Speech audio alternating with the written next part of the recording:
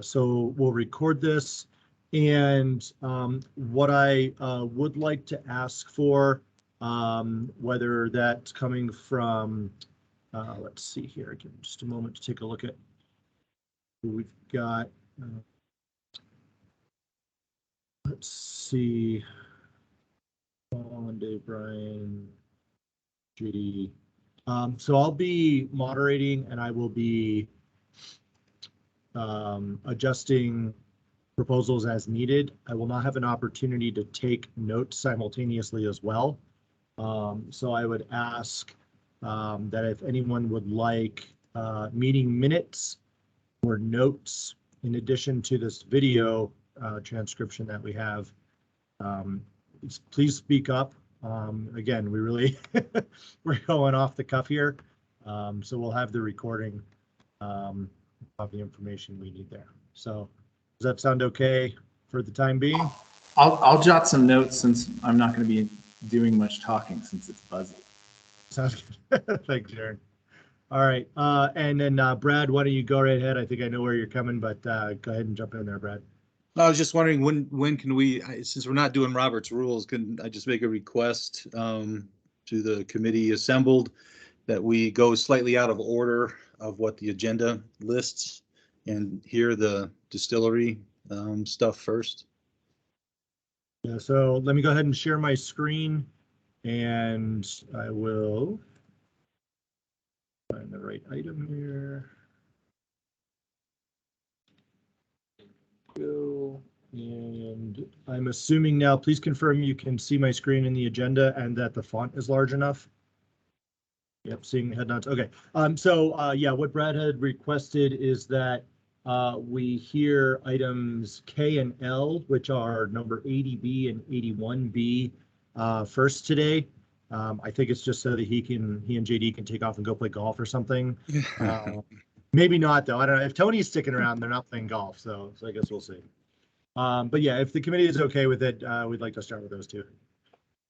Any objections there? And then we'll probably just jump right back to the top.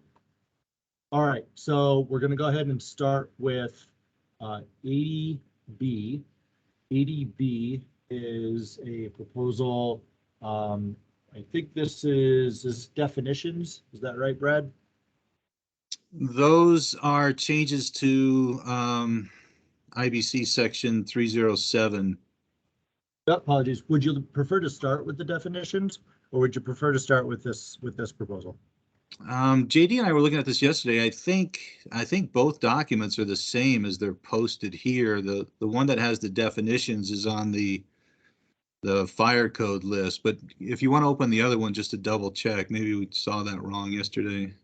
Maybe so there's 4 proposals. There's 80A and 81A, which are fire code, and then 80B and 81B, which are building code. I mean, the definitions would probably be the easiest one to do right here. It's the only one that affects the building code is that very first one. Mm-hmm. And the reason for the change is just a clarification, basically. When the chapter that we've adopted in the fire code and the corresponding language in the building code uses the term alcohol beverage versus alcoholic beverage. And the way that the way it was defined when we first wrote it, it's redundant. We're just trying to, a lot of these things are simply just clarifications, and this is one of them. So saying a drinkable ethanol mixture is redundant with saying a liquid ethanol mixture intended for human consumption. So the word drinkable and intended for human consumption are just simply redundant. So we took out the word drinkable, replaced it with liquid.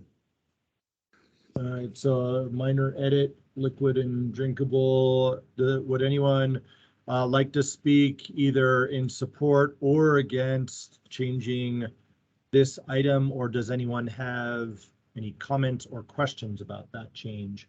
Again, focusing only on the International Building Code proposed edit here at the top. There, I apologize, I didn't see whose hand went up first. Steve, go right ahead. So, Brad, is there a reason that you didn't put in percentage of alcohol by volume between the two, between the spirits and the brewery? You mean in this particular definition between, I guess I'm not understanding the question, between wine, beer, and beverage spirits? Well, yeah, because typically when we're looking at distilleries, we're looking at over, at least in the current code, 16% alcohol. And then brewery would be less than 16% alcohol. Yeah, so the chapter that we wrote addresses breweries, wineries, and distilleries. And so this is just trying to be consistent with the language in all of those. So if you wanted to, maybe if you scroll down into the fire code definitions, or I guess we could pull up the amendments as they exist. Ethanol beverages is used as a generic term for anything that's got ethanol in it, and then spirits is a more specific term for ethanol mixtures with greater than 16% ABV. I believe those are defined if we want to pull up the amendments. No, that's not necessary. I'm just curious. All right, thanks. And Brad, to be clear, for today's conversation, we are just focusing on really only this change in the definition here. The part 2 IFC will be heard in tomorrow's hearing. Yeah, I was just trying to demonstrate for Steve. I know where Steve was coming from. I was just trying to demonstrate that they're defined terms, and so it's kind of that tricky balance, of when to say what. And so that's why the ABV is not listed in this definition. Got it. Yep, I understand now. Thanks. Dave Wren? yeah, Brad, just a quick question to make sure I'm clear and everyone else is. This definition is currently in our amendments? So we're modifying our amendments? Correct. That's correct. Okay, thank you. Okay, other thoughts, questions, support, lack of support?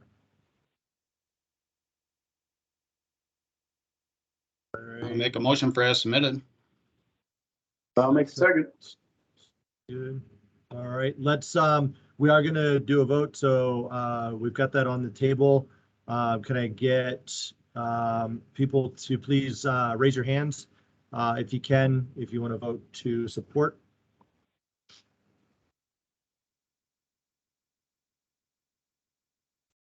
Great, and so keep them up. Okay, all right, go ahead and take your hands down, please.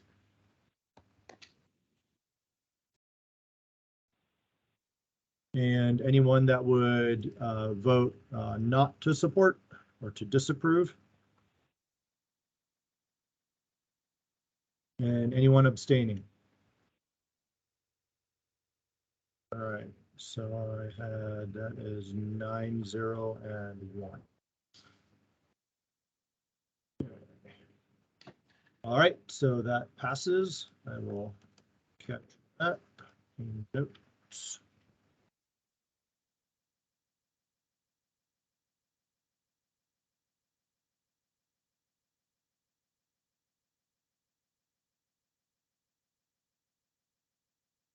And then we will move on to next item, which is, so that was proposal 81B for definitions. The other proposal is number 80B, which is also for the distillery. And Brad or anyone else, would you want to walk us through this, Brad? So basically, there were several changes made at the national level between the 2018 code and the 2021 code. And what's being shown here basically undoes those changes undoes the language, I should say, in those codes, so that what we have been enforcing since 2016 stays consistent. And so the section you see there, 30711, that's a section in the IBC in the occupancy chapter, and it lists a whole bunch of occupancies that are not, or I guess functions is more accurate, that are not supposed to be considered H occupancies. And a language change that was put in the code that we're undoing here is that distilling or brewing is not to be considered an H occupancy. The irony of this is Steve just pointed out, actually distilling and brewing are distinctly different. Brewing, you end up with beer or wine, and you don't have anywhere near the hazardous materials risk, the flammable liquid risk that you do with distilling. Distilleries are distinctly different than breweries or wineries. And so what we're doing here is just changing the language so that it basically a brewery or a winery won't be considered an H occupancy, keeping that part, but a distillery, depending on the maximum allowable quantity that it has, compared to the maximum allowable quantity, could be an H if it were large enough or the liquid was flammable enough. And so that's basically what the language change does there. And then down a little lower in 311.2 and 311.3, and so that's basically putting 311.2 and 311.3 is basically putting back the definitions that were in the previous code or designations, I should say, that beverages, beer and wine, really, in combustible containers, a large facilities storing those kinds of things should be classified as an S1. The same beverages in non-combustible containers should be classified as an S2 occupancy. That's just the way the code has been for a long, long time, and this is putting it back to those that existing precedent. And then further down, is that's part 2. That's part of the fire code. That's fire code. Yep, exactly. All right. Thank you for that introduction and summary, Brad. To the committee, any questions, comments? Go ahead, Steve. Sorry, Brad. Can you tell me why wine or beer in combustible containers is more hazardous than in non-combustible containers? Well, there is a point at which wine and beer will combust. I mean, technically, they do meet the definitions of combustible liquids, and so, but in and of themselves, I mean, the liquids themselves, they're not great hazards, but there is a possibility they combust. It's more, I think the code was more trying to say that a large amount of plastics, usually if they're not in glass or in metal, they're in plastic containers. And so now you're looking at, you know, the flammability hazards that go with a large quantity of plastic. And then of course, if you get a fire really going and heat those liquids up, the alcohol will evaporate and add to the fuel load. But what about wood barrels? That would be considered a combustible container. Yep. Yeah. So if you have beer stored in casks, and if you have beer stored in casks, you're an S1 because we've already ruled out beer being classified as an H occupancy. Yeah, because the way the original code was intended was if it was less than 16% alcohol, it's a S2. If it's more than 16% alcohol, it'd be an S1. Yeah, but if you look carefully at what they say, it says in combustible containers, or it says in In the 21 code now? No, I think that's, no, this is bringing back the previous way that it's worded. In the Denver amendments or in the base code? Base code 2000. If we can pull up a 2018, it should be in there. I have to admit, it's been a while since I looked at it, but. You're referring to the 2018 IBC model language, Brad? Yes. Okay. Yep, I can bring that up here in just a minute.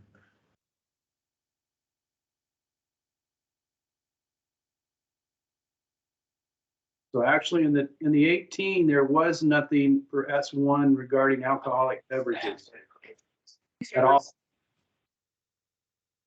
And that was one of the changes that needed to be to. It said, let me, to and including 16% alcohol in metal, glass, or ceramic containers. So maybe that's where you're going, is it? In that case, they're saying metal, glass, or ceramic. So if they're going to go into a combustible, then it would be, then you'd call it an S1 because there wasn't anything before that. In the 18. So, Okay. All right. yeah, so rather than saying metal, glass, or ceramic, there might be other materials out there that are non-combustible. They should get the same benefit that those would, I would think. So. Gotcha. I understand now. Cool. All right. Thanks.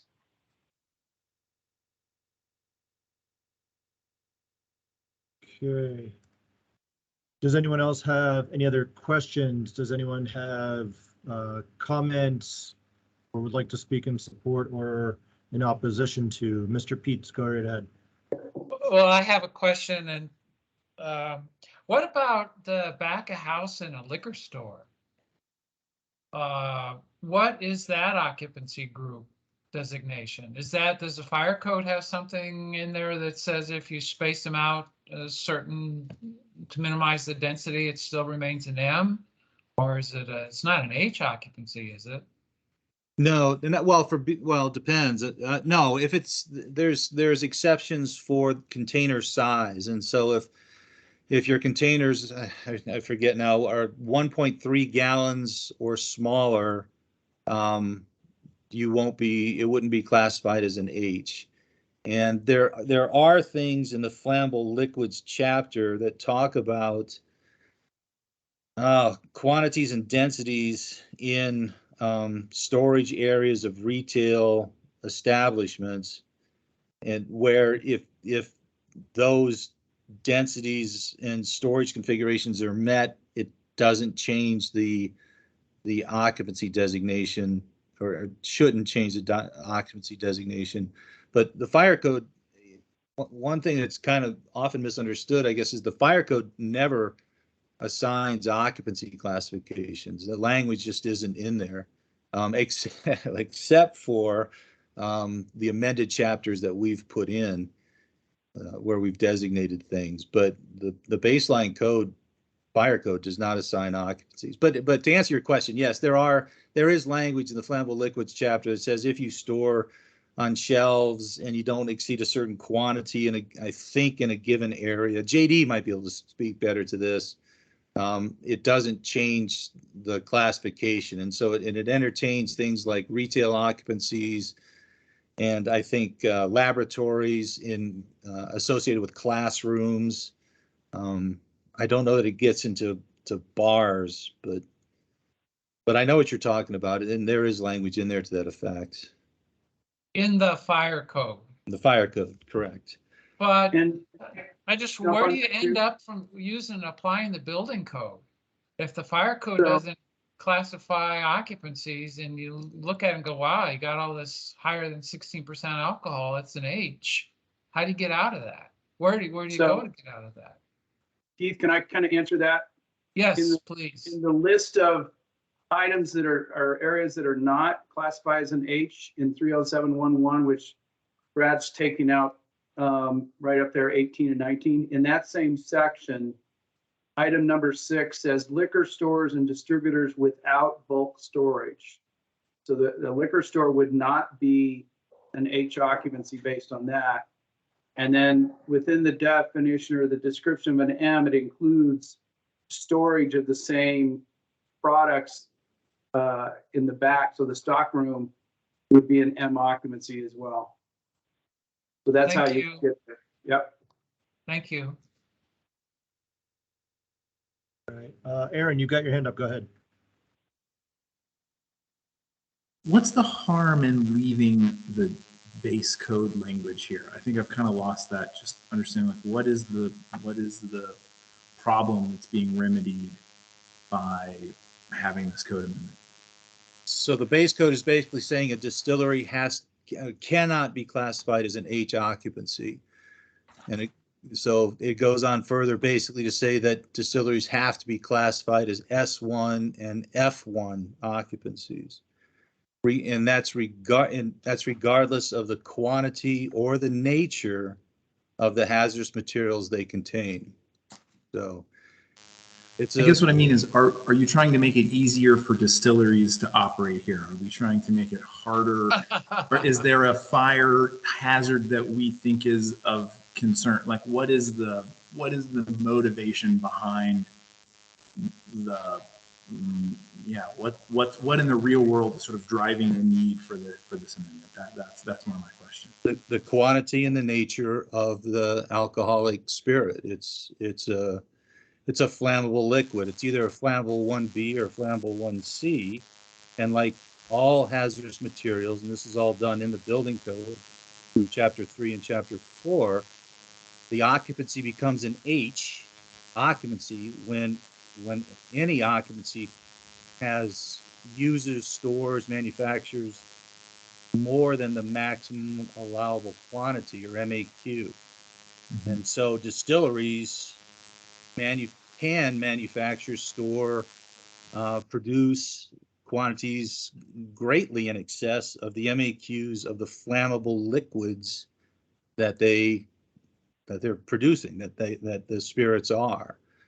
And so that's the essential hazard. And there's a whole litany of ripple effects from that. The big ones are that if you're forced to designate distilleries as S1 or F1 occupancies, then the provisions of non-separated occupancies apply. And so now you can have literally thousands of gallons of flammable liquid, comparable energy content to gasoline, unseparated from an assembly use or unseparated from a retail use.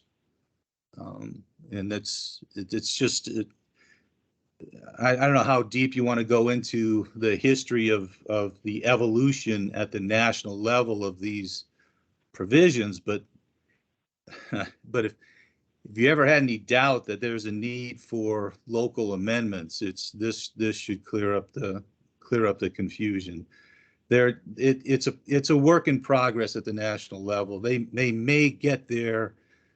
They iterate in 3-year increments, and they may get there in, 4 or 5 increments. But right now, the way that it's worded, it creates a dangerous situation with exposing any occupancy to quantities of flammable liquids well in excess of the maximum allowable quantities. It's like if we were talking about gasoline storage or jet fuel storage or something like that, and say, oh yeah, we want to have that inside of our bar, people would be, I think people would be resistant to that. But the properties, the flammable liquid properties of ethanol are comparable, and for the same reasons that people would be resistant to having gasoline in those kinds of occupancies, we need to be resistant to having large quantities of ethanol in those kinds of occupancies. Thanks. That answers my question. Go ahead, Mr. Wren. Yeah, I just wanted to add a little more to that. Brad covered most of it, but just the main impact here is that right now, if it would classify as Group H, The code has all sorts of provisions for Group H occupancies. One is that they have to be separated from other occupancies. That's a big one. They need panic hardware on the doors. There's spots where they're not allowed. You can't put a H occupancy as a mall, anchor of a mall, stuff like that. So when this change in the base code, where you can't call it a Group H occupancy, all those provisions go away.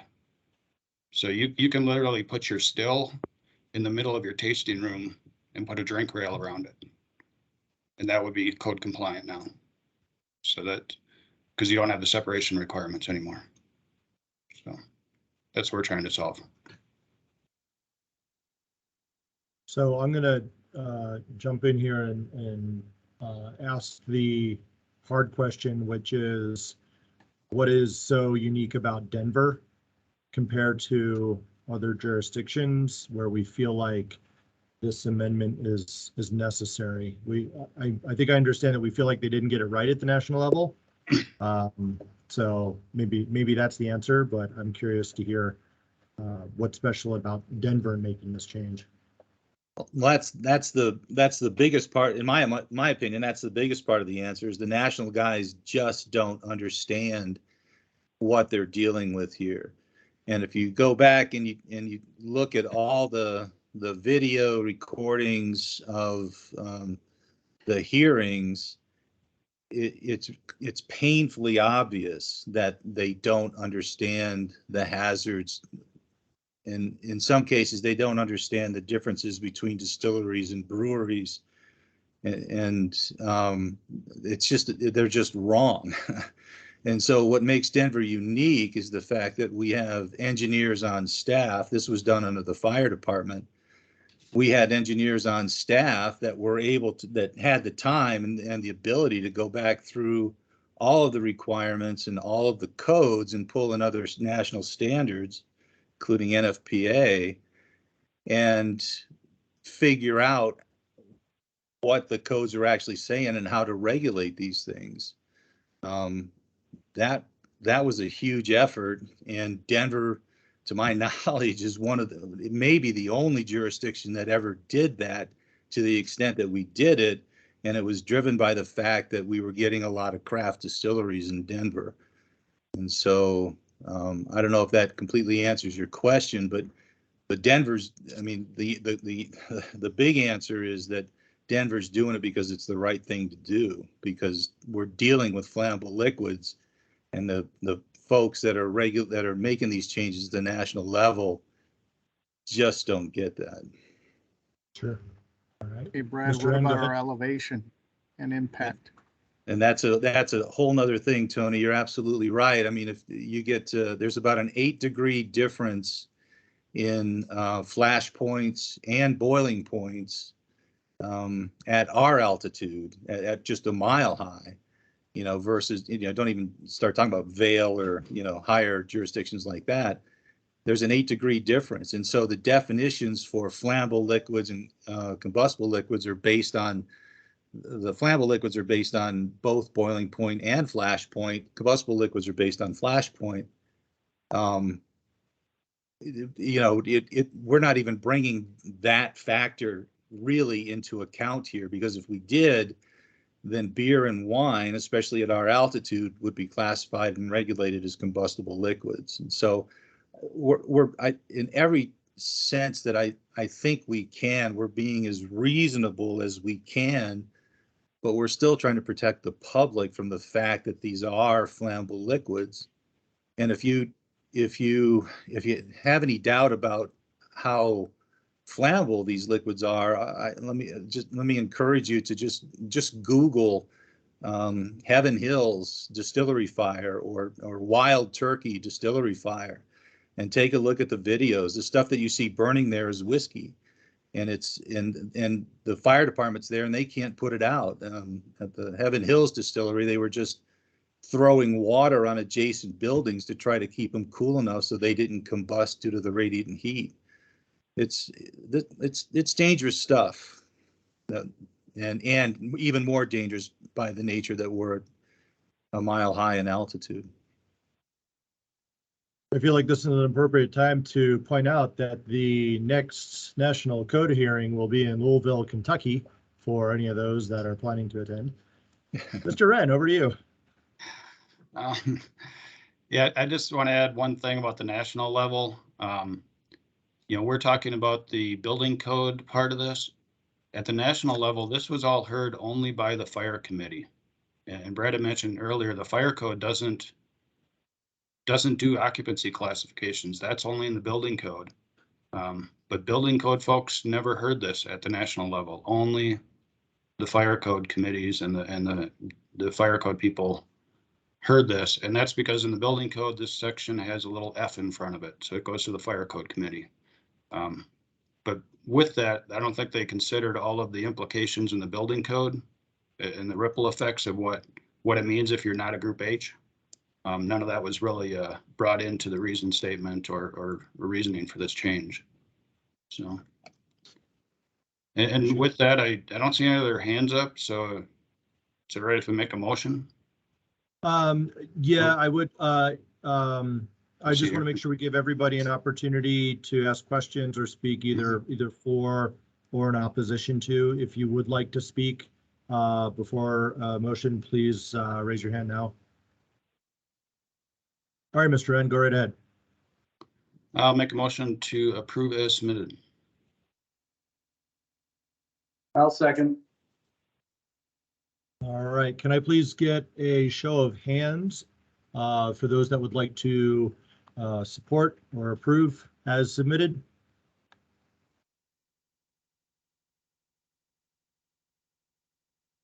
Keep them up. All right. All right, please lower your hands.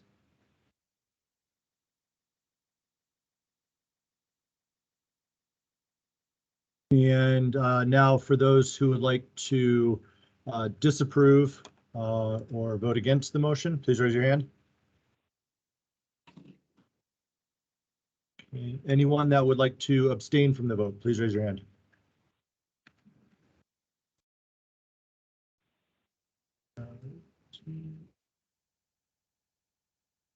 All right. Thank you very much. That amendment proposal passes as written. Okay. Moving on in the agenda and moving back up to item A, it's my intent just to start back at the top. Unless anyone would like to make a recommendation otherwise, I'll go back up to item A and proposal number 45. Sound okay? All right.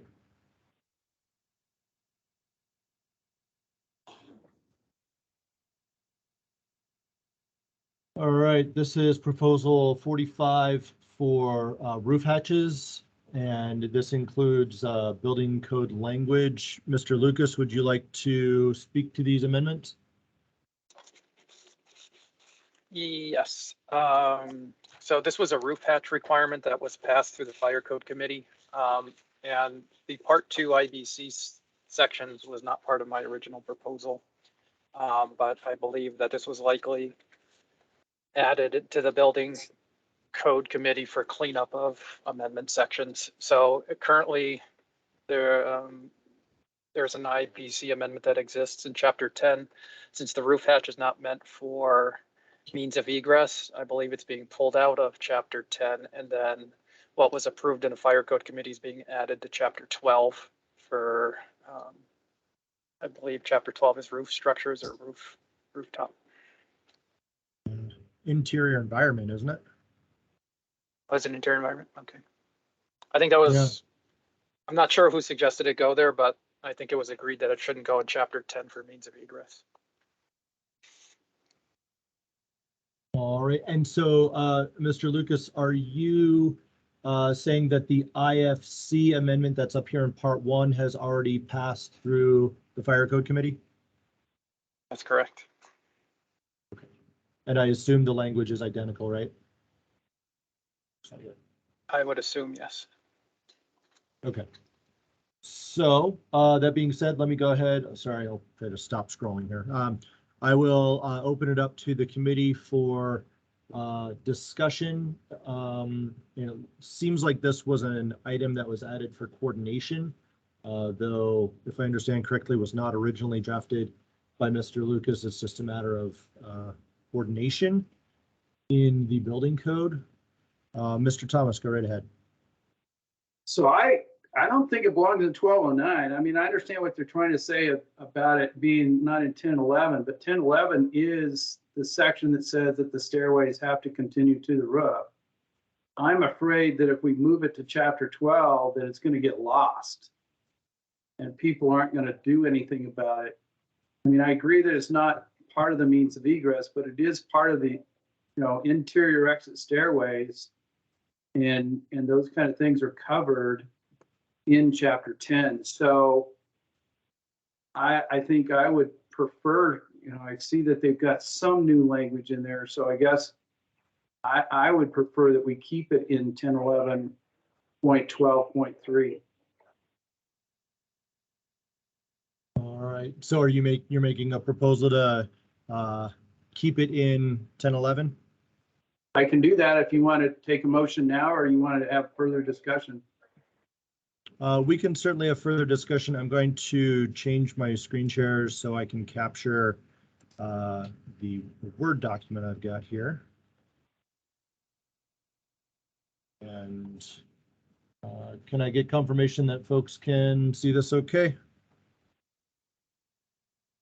Yeah, okay, looks like I see some head nods there. Yep. All right, so for the time being, I'm simply going to put a highlight on that section number for the moment.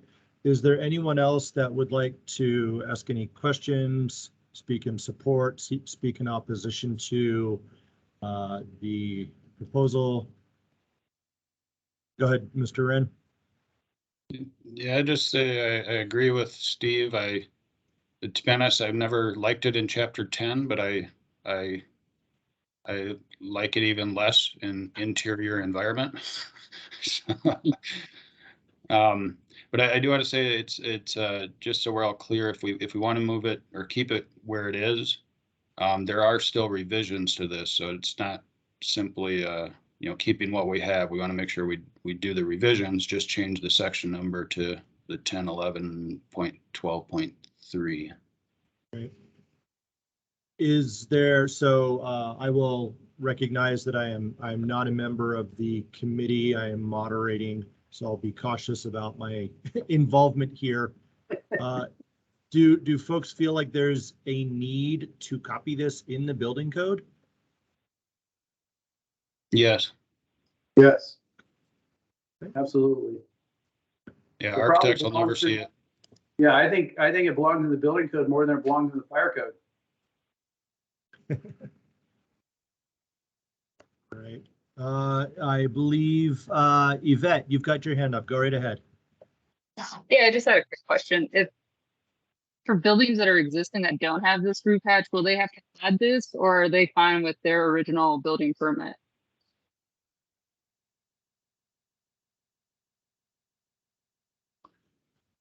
I'll jump in on that. This is just in the building code, so it applies to new construction. So unless there's something in the existing building code that would trigger it, which I don't think there is, you wouldn't have to add it. Even if they have renovations in their space, right? So I think the only time you'd have to add it is if you're adding a new stair enclosure that goes to the roof, because that has to follow the building code then. So for a new permit is the only time this would, so. Okay. And it's only for buildings 4 stories in height or greater, right? Right. 5, Okay. actually. Thank you. 4 stories above grade plane. Right? No, No, that's yeah, the short building. Yep, go ahead. Go ahead. Yep, go ahead. Okay, other comments, other thoughts? Mr. Thomas, I can certainly go back to you, and we can look at a formal edit here on this section. If I understood correctly, your proposal is to keep that at 1011 type. Correct. So I'll make a motion that we change the section numbers to 1011.12 5.3. Second. Everything else stays the same. As proposed. Do a little bit of So editing just, on the fly here. Go So ahead. just I a- think someone was speaking. yeah, just a correlation question. Since chapter 10 is in both fire code and building code, how will the approved amendments in the fire code be affected by this change? I would say it's not going to be changed at all because you put it in 504.4. And unless Denver has a policy that you copy it from the building code to the fire code, I think you're still okay. The national level, you're right, it's the same in both codes. Yeah, I think it's the same in Denver as well, except for the reference to fire code official and building code official. And I think in the fire code, there's a maintenance provision, maybe section at the very end of chapter 10, but other than that, they're identical. Correct. And our current amendments of the fire code say that any amendments to chapter 10 of the building code also apply to the fire code. So technically it'll be in the fire code twice. But Correct. Yeah, we have the opposite amendment in chapter 9. So, yeah. Mr. Peets, go right ahead. Well, why are we exempting buildings with roof slopes having with a slope exceeding 4 and 12? I thought this was to get smoke out of the stair enclosure, to vent them. And what does that roof slope? Why is that not necessary if you have a steeper roof slope? My understanding was fire access to the roof, not to vent. Hopefully there's no smoke in the stairway. But that's been my understanding, is that access to the roof is so firefighters can get up and do roof operations. If it's steeper than 4 and 12, you're 4 stories in height, you don't want them up there. You can't put a roof hatch in steeper than 4 to 12. All right, that's a good point. You just can't, hatches won't work in that environment. So that it has to be a flattish roof to even be talking about roof hatches. Otherwise, it's got to be a window swing out or a door that's like out a roof. That's my understanding of why you say you can't do it past a certain point, I think. Okay, thank you. Mr. Lucas, go ahead. I was just going to talk a little bit about Mr. Peets' question regarding the slope. I believe the intent of this is to ventilate the stair, but I think on a roof pitch, I think fire operations on the roof is a little more difficult. So it's been for flat roofs, and also the feasibility of putting I guess an extension on the top of your stair to get it up to the top of a pitched roof for the roof hatch if it was required.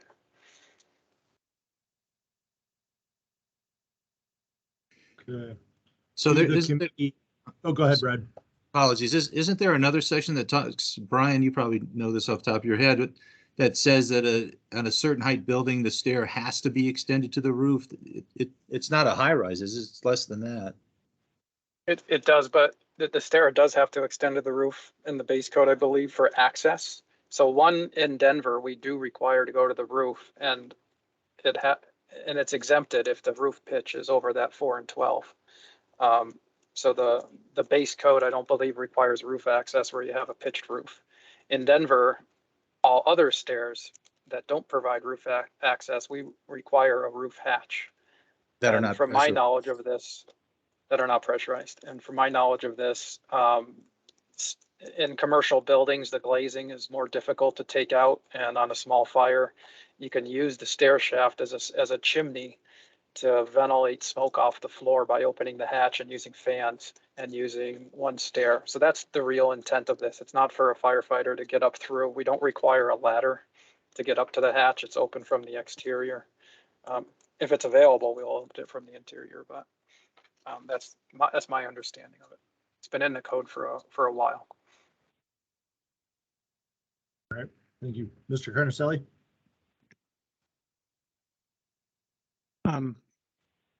Eric, would you mind scrolling up a little bit? So 1011.12.2 has an exception that talks about roof hatches, and I'm just curious if that's in conflict with this or if that needs to be amended to, or if it's deleted. Sorry, you're referring to the model code? Yes. Give me just a moment to jump over that.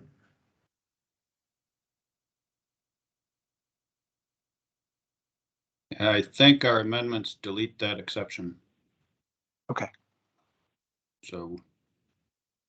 Do you want me to go to the model code or do you want me to go to the amendments? Is it, I can go to our amendments there. It'd be in our amendment. Yeah. Just throwing this out there, with what about chapter 15? Instead of being, it sounds like nobody likes it in chapter 10. This piece in chapter 10. What about at chapter 15?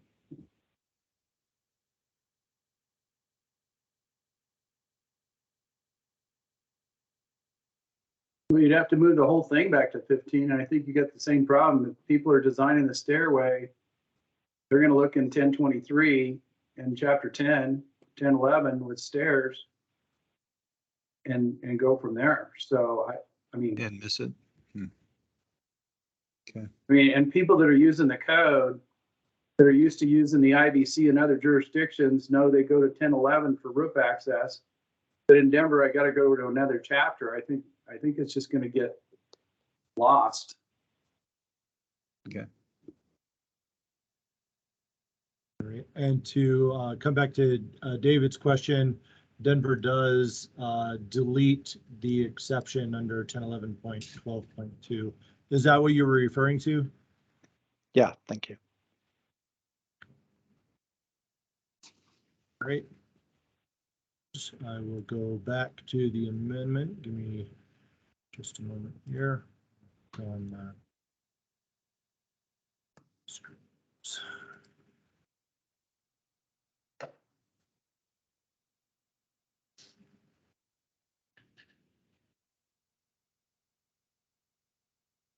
Apologies, just a moment for getting the right document shared here.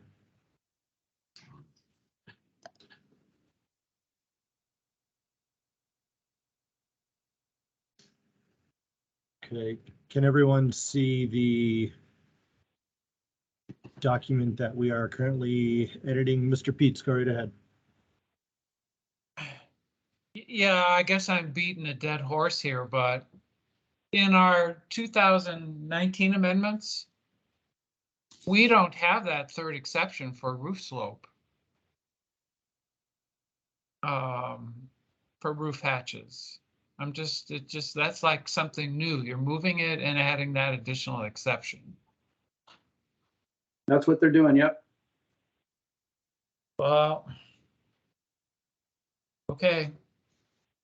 I mean, you can't hinge a hatch off the bottom, low side of the roof and flip it down. But I'm not a firefighter, so if the fire service is okay with not venting those types of roofs, then I guess that's their decision. Thank you. All right. Any other? Go ahead, Brad. Is there anything in the reasoning statement that talks to why that exception number 3 was added? Down here at the bottom, there is substantiation on flat roof.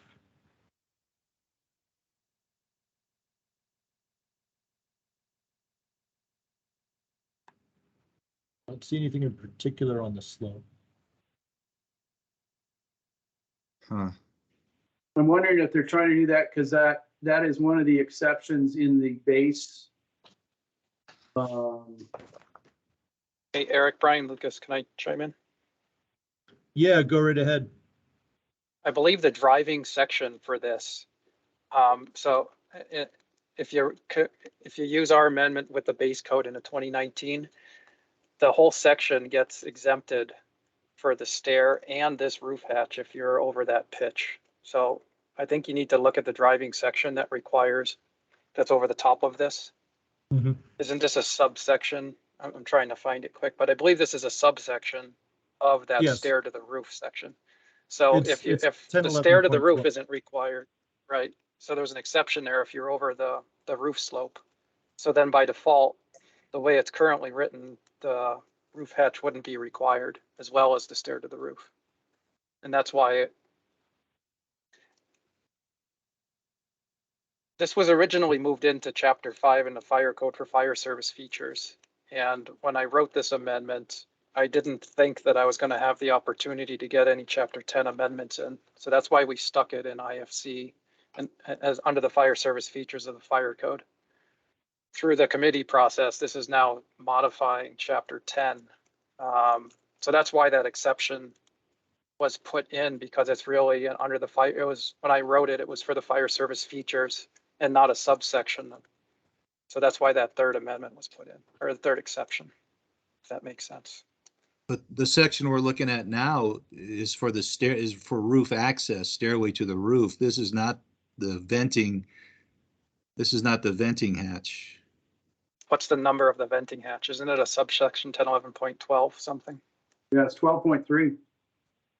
Right. So then once you hit the exception, the all of chapter or point 12 doesn't apply.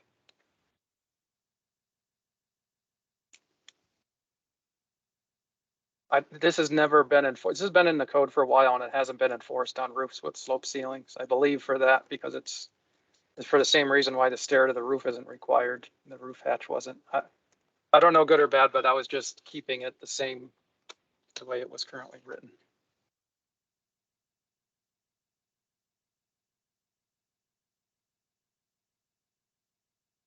Mr. Beats, do you have a follow-up question or comment?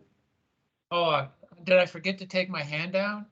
Sorry, but I don't know. Did you? Brian raises a good point here. If it's in 1011.12, the general section, if it's exempted in 1011.12, why do we need to exempt it a second time in 1011? I mean, it was in a different code section. It was going to end up somewhere else other than 1011.12 initially. But if it moves back, if it doesn't move, you don't need to say that twice, do you?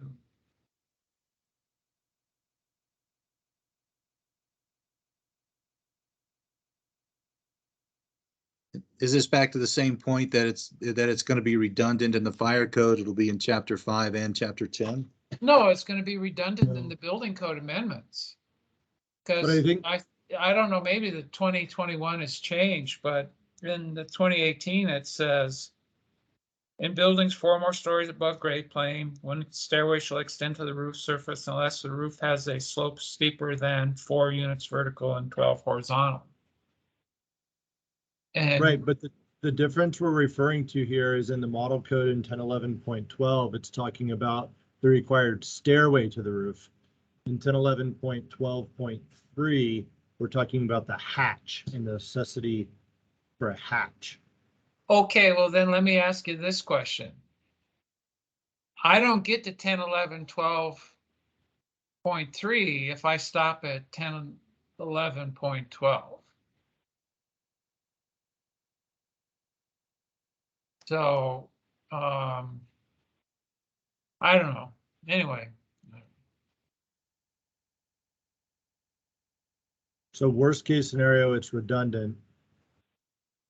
Best case scenario, it's unnecessary. Or it's unnecessary or redundant. I don't know.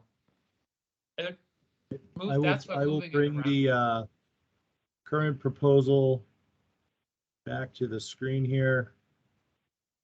And so is there any other discussion? Brian, your hand's up. Did you have more thoughts, Brian?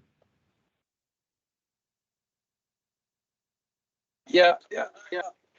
Well, like I believe this was supposed to be a standalone section, but I believe the amendment the way it's currently written is awkwardly worded and located underneath the stair provisions. So I don't think it hurts leaving that exception in. I don't know if you want to stick the whole thing somewhere else, but I don't think it hurts either way. It may be redundant, but it may add some clarity because the driving section is for stairs and not necessarily roof hatches.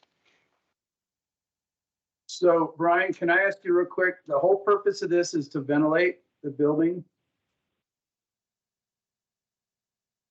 That is my understanding, yes. It's for ventilation. And the reason why this change, I'll tell you why the fire code change was performed, is because the intent of this was for this stair to,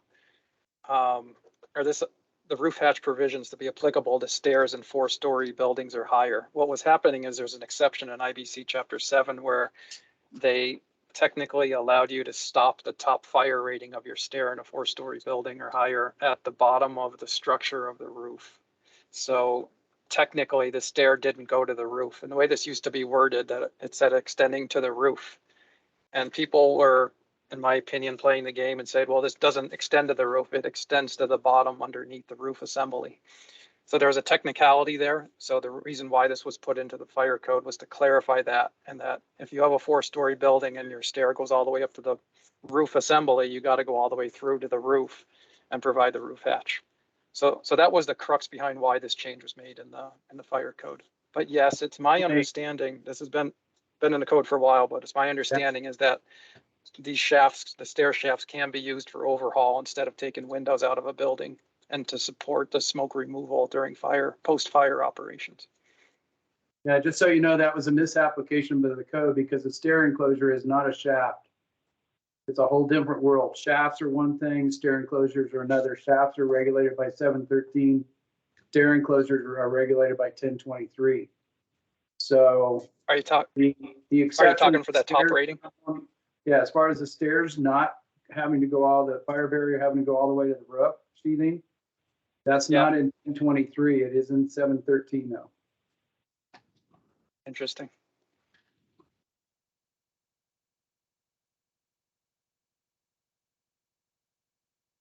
Okay, are there any other proposed modifications to what we have on the screen other than the section reference?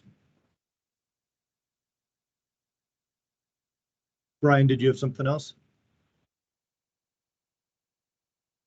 No, sorry, I'll take my hand down. All right, I'm going to try to keep our conversation moving along here. So we have one proposed amendment with a second to change the section from 1209.4 to 1011.12.3. And I'd like to keep this efficient. I'm going to propose, unless there's objection from the committee, to vote on both the amendment and the full proposal at the same time. I see heads nodding there, so I'm going to go ahead and call the vote. Can I please get everyone who would like to vote to approve the amendment and the change to raise your hand?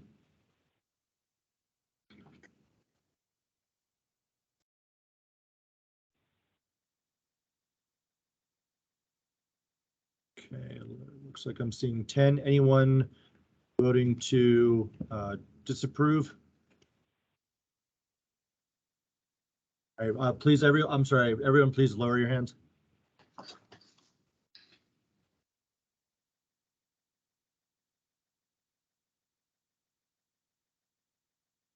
Lower your hand there, Aaron. All right, anyone voting to disapprove?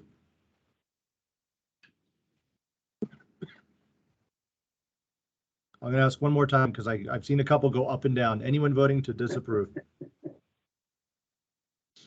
All right, and anyone abstaining?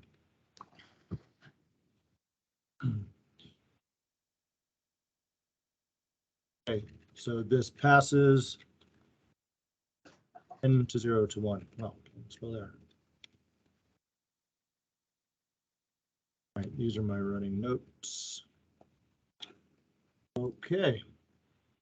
Next item on the agenda.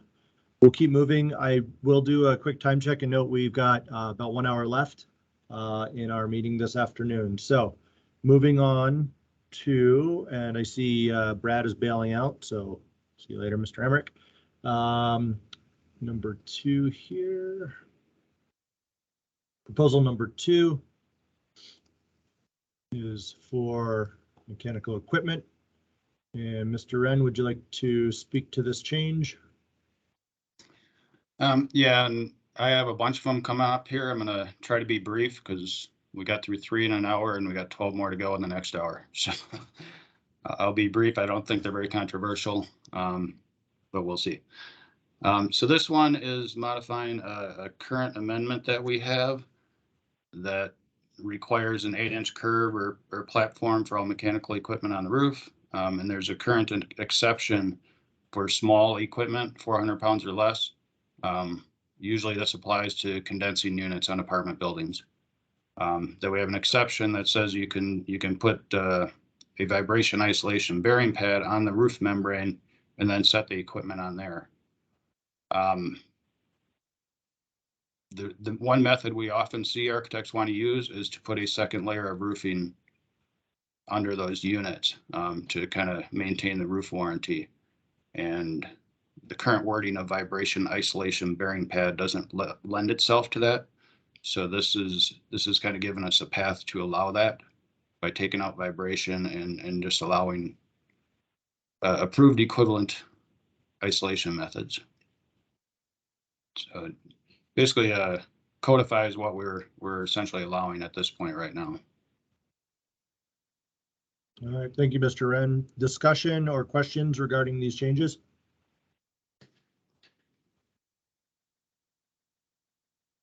I'm not seeing anyone that would like to speak in favor of or in opposition to these changes. Mr. Tweedy, go right ahead. I was actually going to make the motion to approve, but if we need to hear. Yep, no, please do. Go right ahead. Okay, I make the motion to approve. All right. Can we get a second? I'll second it. Okay, we have a motion and a second, and all those that would like to vote in favor of this. Oops, sorry about that. All those who would like to vote in favor, please raise your hand.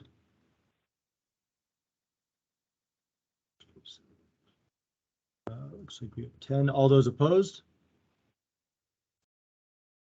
I'm sorry. Not a very good moderator, am I? Please, everyone, lower your hands. Oh man, I'm sorry. My keyboard's getting weird on me.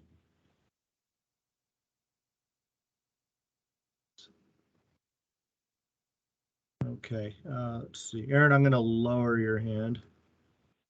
There you go. All those who would vote in opposition to this proposal, please raise your hand. And all those abstaining, please raise your hand.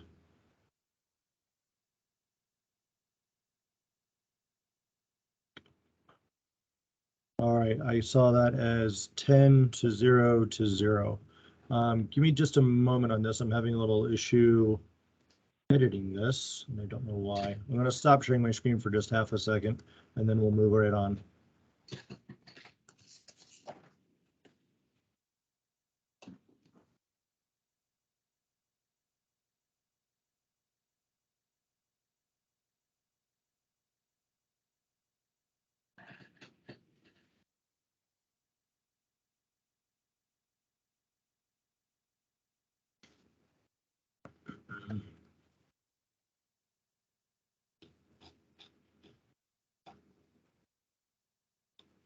All right, give me just a moment.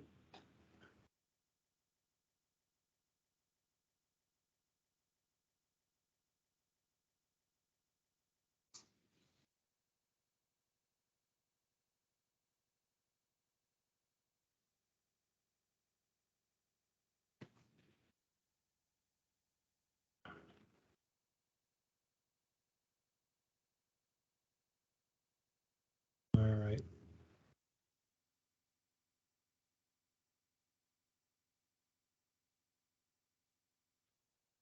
Apologies for the delay. Go ahead and bring this back. We'll keep moving.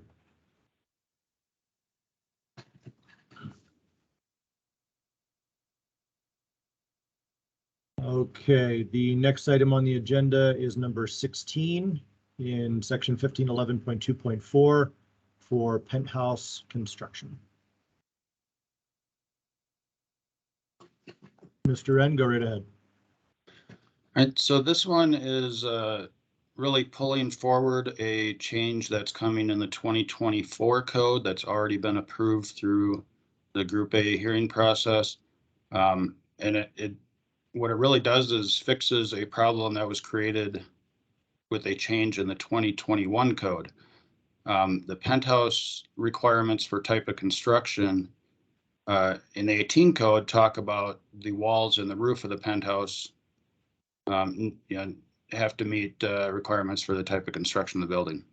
They changed that to just say building elements, or just that the penthouses have to be, constructed as required for the type of construction. So you go to table 602, get your ratings for the walls, the roofs, the secondary framing members, the primary structure. That all seemed like a straightforward change, except that there are 3 exceptions to this section that only deal with the walls or the roofs. So in the 21 code, you can use an exception to get rid of a rated roof, but the charging language was changed. So now you have a non-rated roof and you could have a 1 or 2 hour beam and column supporting it inside of the penthouse, which doesn't make any sense. So this change fixes that. It basically brings it back to just the exterior walls and roof have to follow the type of construction, and then your supporting construction has to be at least that rating. So if you get to use an exception for the roof, that exception applies to the supporting construction within the penthouse as well. And like I said, it's already approved for the 24 code. It's just pulling it ahead 3 years, and then we'll get rid of the amendment on the next cycle. Thank you, Mr. Wren. Anyone that would like to speak in support of, in opposition to, or any questions or comments related to this proposal?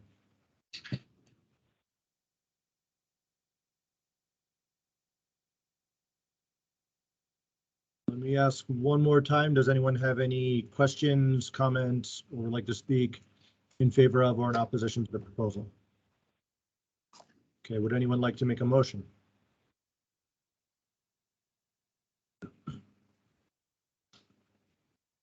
Yvette, go right ahead. Get things going here. Approve as submitted, as written? Yes, yes. Okay. Tony will And second that. Second from Mr. Caro. Okay. All of those who would like to vote to approve the proposal as written, please raise your hand.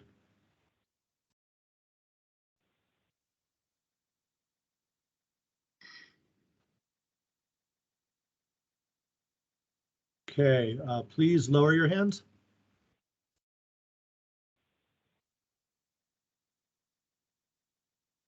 And that was unanimous, I believe. Let me just double check here. Well, let me just double check. Anyone that would like to vote in opposition to the motion to approve, please raise your hand. And anyone that would vote or anyone abstaining from the vote, please raise your hand. Okay, that passes 10 to 0 to 0.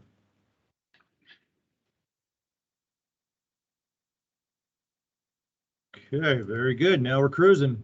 All right, so the next 4 proposals, item D on the agenda, which are P4, P4.3, P4.1, and P4.2, are intended to be heard together and intended to be voted on together, unless anyone would like those to be considered separately. So we can certainly take a look at that. Before I move on, Yvette, did you have a question or a comment? Okay.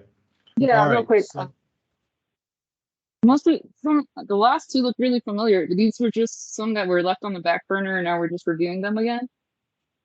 Sorry, I was away because I had a family emergency, so just trying to catch up a little here. yeah, are you referring to items 80B and 81B? Item number 2 and number 16, those look very familiar that we had reviewed them before. So maybe we just didn't fully pass them last time. Is that what, or maybe I'm just having I deja think vu? they were on the agenda, but we never got to them. Oh, okay. Gotcha. Yep. Thank you. All right, so I'm going to try to be as efficient as possible with these next 4. Dave, why don't you go ahead and do the overview, and I can open the other ones as we move along here.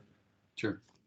So this one's actually by Roger Young, but I'll speak for him on behalf of the Building Department Liaison Committee of the Structural Engineers Association of Colorado. All of these next 4 are all related to wind, and they're all by that SEAC committee. This first one is really straightforward. There's no content change at all. Our current amendments for the wind speeds, our winds vary depending on where you are in the city. They get higher towards the west. And we currently have like 3 or 4 very long worded paragraphs. It almost takes a full page in our amendments to spit out the wind loads. This just simplifies it and puts it in a table. That's all it does. So very straightforward there. Okay. And if you want, I'll just burn through the rest of them. Yep, go right ahead.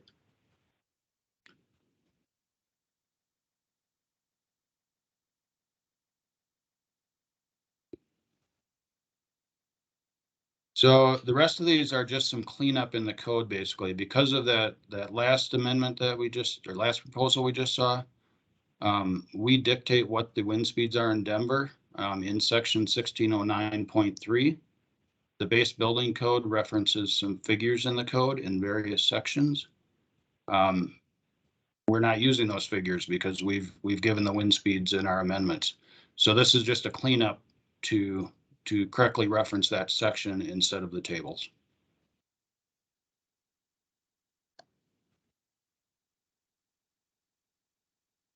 And I think that's it on that one.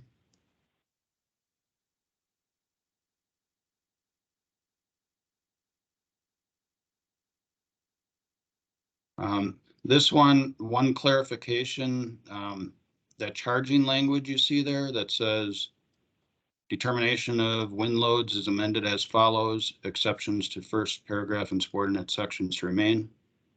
That is intended to replace the existing charging language that we have, just so we're clear on that. Existing just says determination of wind loads is replaced as follows. We're actually amending it, and we weren't clear before whether that first paragraph and the subordinate sections remain, so that clarifies that. And then same thing. This is a just a change really to make sure we're going to section 1609.3 instead of tables. It wasn't real clear in our amendments before, so this is a change to our current amendment. But in the same vein as the last one.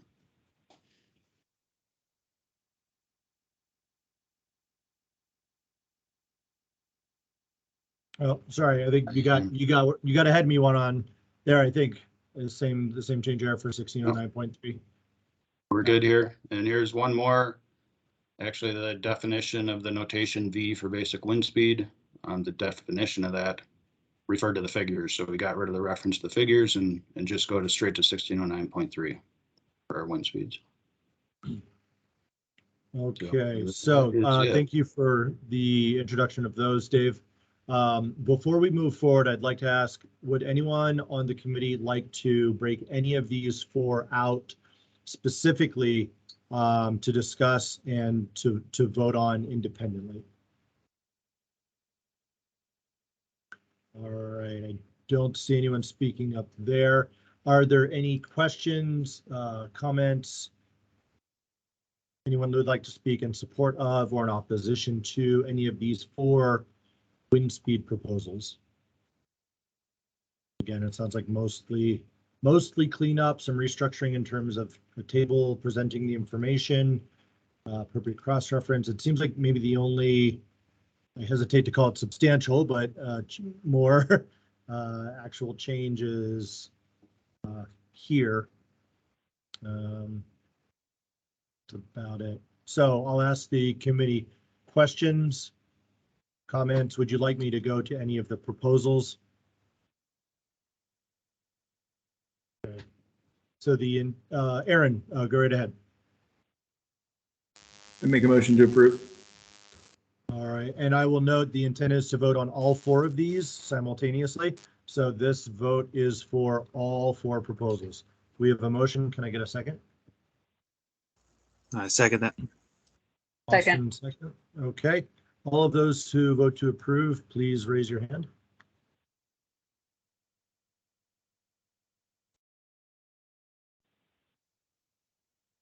Okay, we have 10. Please lower your hands.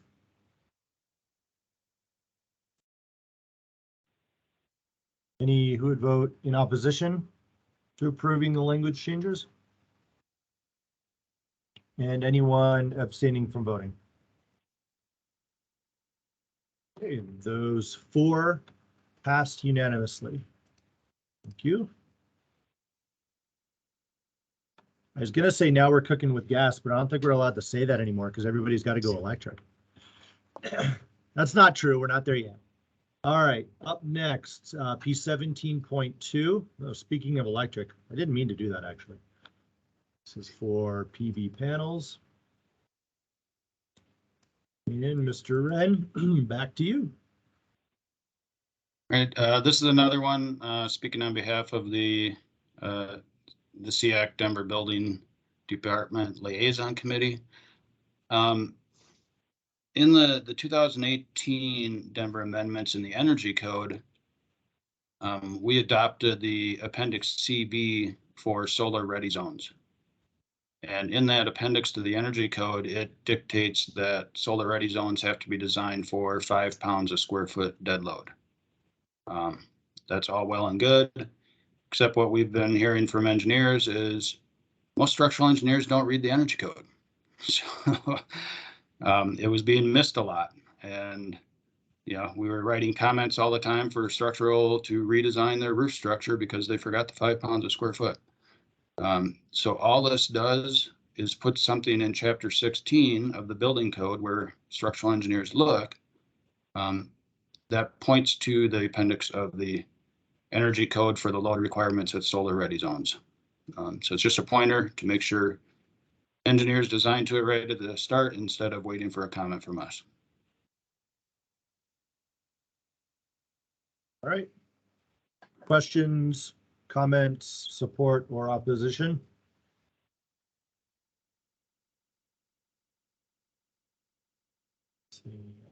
Yvette, go right ahead. Motion to approve is submitted. Okay, thank you. Is there a second?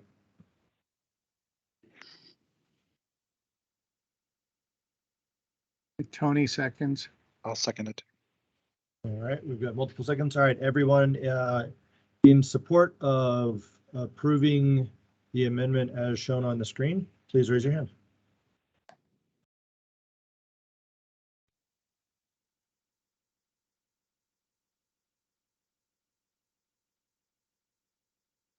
Okay, and that is unanimous. Go ahead and lower your hands and we will move on. Thank you. Right. Up next is P21, seismic loading, earthquake loads. And this was drafted by Mr. Young. Mr. Wren, do you mind speaking to this? I can, unless Austin could if he wants to. He was on that same committee. Nope. He's deferring to you, Dave. Austin. No I don't takers. know. You probably remember it better than I do. So again, this is on behalf of the SEAC Building Department Liaison Committee. ASC 7, which is where engineers get a lot of our design loading requirements from. added a new section in there for seismic design for egress stairs and ramps. That is really quite involved and stringent, where you have to do some very ductile detailing of the stair connections to the floors, or you have to have the stairs on slide bearings, or you have to design the stairs as part of your lateral force resisting system as a brace, if you will, between floors. And that's all, I think that code change got in there based on an earthquake in California where some precast stairs might have fell off their bearings and collapsed, but that was in a very high seismic region. But the code as it got written didn't exclude the lower seismic design category regions where we are, seismic design category B. And so the Structural Engineers Association committee that I was on, we felt it was a bit overboard for Denver. So this just gets rid of that, or adds an exception to that requirement for structures in seismic design category B, which is most of our buildings in Denver. A lot can actually be designed to seismic design category A, other than we amend the code to say you can't. You have to be B at least. You might get to a C if you're poor soils in a hospital, essential facility. But by and large, it's seismic design category B are most of our buildings, and this proposal just gives you an exception to not have to do that. And the net result is we'll do what we've been doing forever in Denver and never had a problem with it. So that's the gist of it. All right, thank you, Mr. Wren. Are there questions, comments? Would anyone like to speak to support or to oppose the changes for the design requirement for egress ramps and stairs?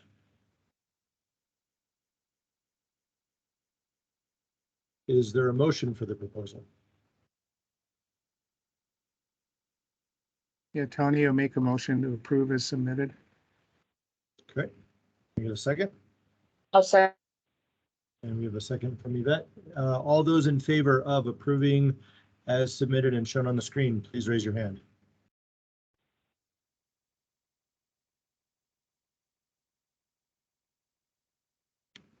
That is unanimous. Okay, that is approved. Thank you all very much. Okay, switching now to IEBC for a moment. A little bit of back and forth here, but I think we can manage. And this is a proposal from Mr. Statler, who, let's see, don't know. Dale, are you on the call? Let's see him. Okay. I do not see Dale Statler. Is there anyone here who would like to speak to this proposal? This is for a modification in IEBC section 502.4. 502, I'm sorry, 502.4, 503.3, and a number of others, actually. Yeah, Eric, I can speak to this unless Austin wants to. We're both on the committee. Yeah, feel free. Go ahead, Dave. Okay. So again, this is another one from the SEAC Building Department Liaison Committee. And it's actually quite interesting because this one was actually put forth at the national level just a month or so ago at the Group B hearings. And I was on the structural committee for that and voted against this at the national level. At the local level, I am in full support of it, and I'll explain that in a bit. So there was a change. This they all have to do with the same thing. They're just different parts of the existing building code. It's what we call the 5% rule, that if you're increasing your gravity loads by less than 5%, you're typically good. The code doesn't make you justify that the member's adequate, doesn't make you reinforce it. It's such a small increase in load, it kind of gives you a pass. And there was a change in the code, I forget when it came in, but essentially it changed it to read, they put an or in there. It's design dead, live, or snow load.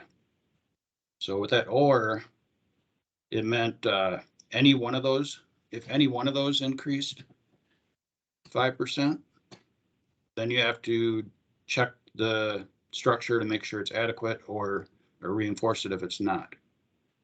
And so if you're looking at, say, just dead load on a light roof, the dead load itself might only be 10 PSF. And if you're only talking about 5% of that, it's you can't add anything to the roof. It's next to nothing. The load's nothing. But as an engineer, you're really concerned about the total load, and load combinations. You have dead load and snow load typically on the roof.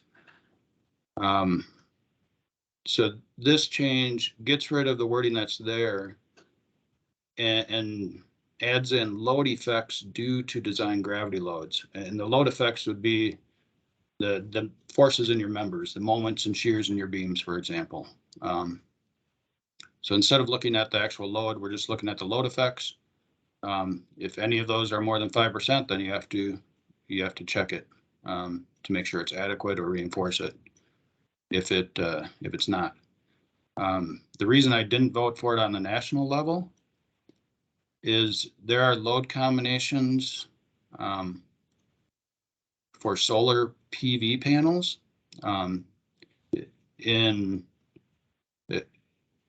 It basically says that if you're looking at a load combination with dead load plus a roof live load, and you have solar panels, you don't have to put the roof live load on the solar panels. In Denver here, we never worry about the roof live load because it's much less than the snow loads. So that load combination never controls design. But in California, on the coast, that's what controls your roof design. So they were getting engineers that would come in and say they'd add 5 pounds a square foot for a PV system and say, look, the load combination is dead plus roof live, and I don't have to add the roof live, so I've actually decreased my load by adding these PV panels. It was a live load replacement, they called it. So it doesn't work in all areas. Where, in areas without snow, it's really needs to be the way the base code has it. So you can't have engineers gaming the system and doing this live load replacement for PV panels. But in Denver, that has no effect on us since we have snow loads, and the 5% on the total load is much more appropriate. With that, I can answer any questions or attempt to. Yeah, let's open it up. Questions, comments, support, opposition to these changes? If I need to scroll a little bit more, I certainly can.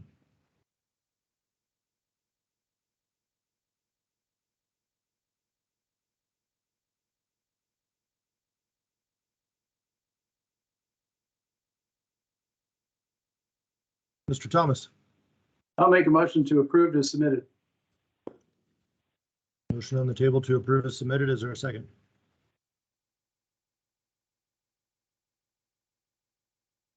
I'll second that. Yes, there is. All those in favor, please raise your hand.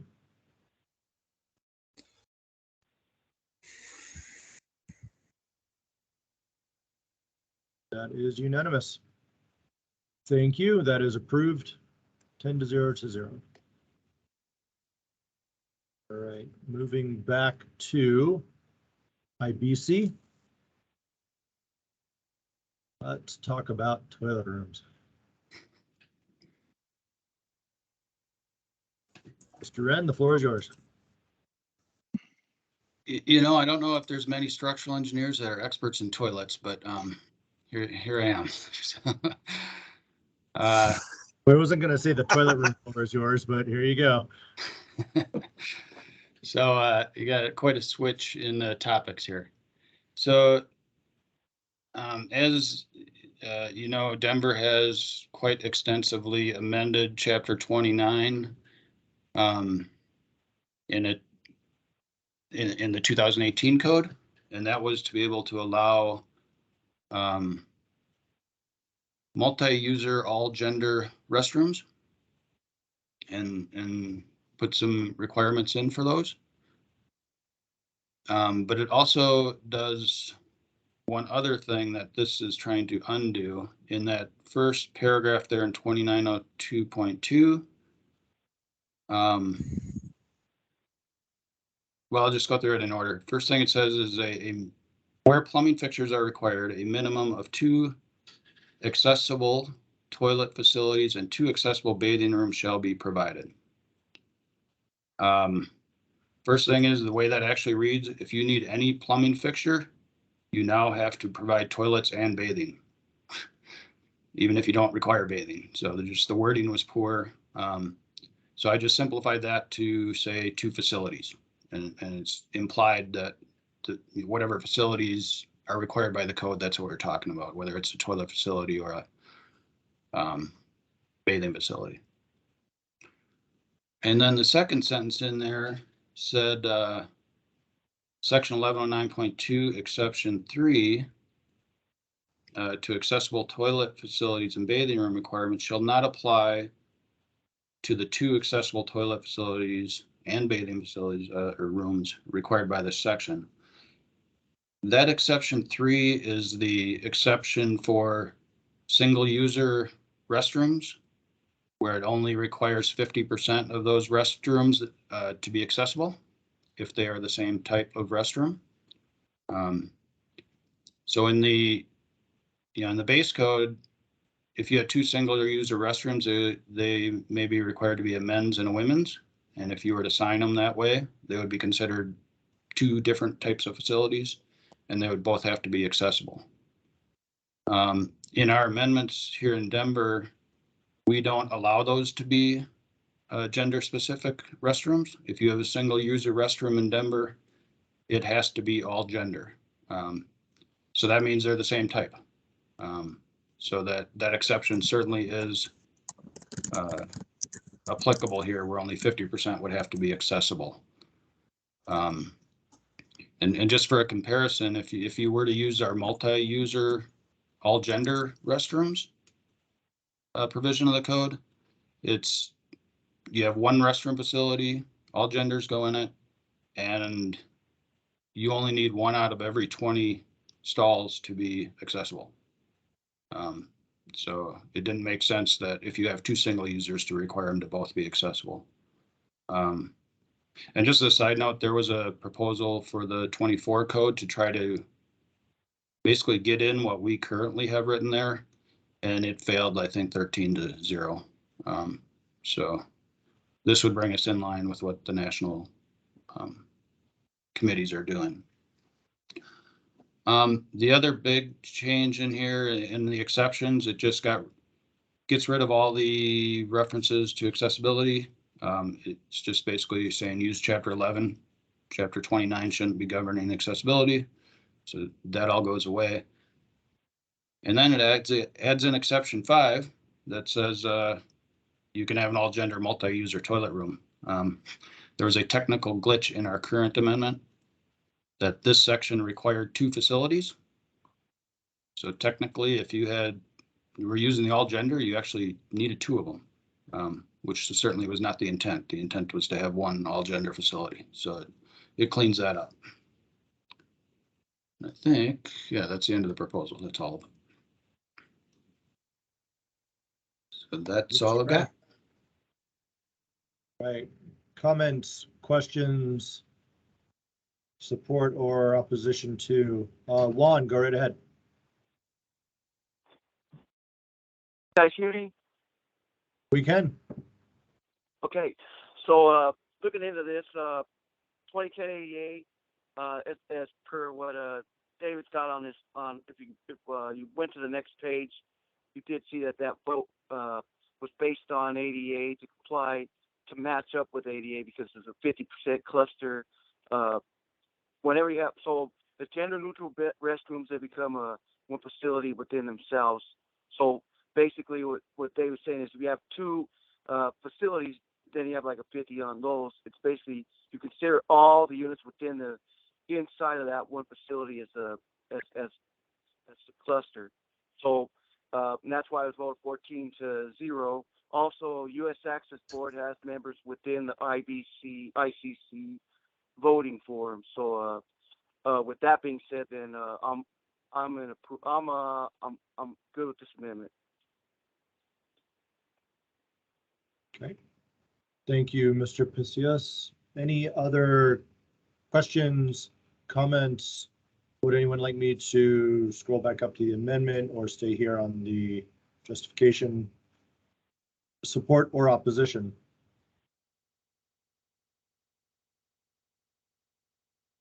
Okay, is there a motion? Steve, I'll make a motion for approved and submitted. Motion for approved as submitted. Is there a second? I second it. Keith? Pete, second. All those in favor, please raise your hand.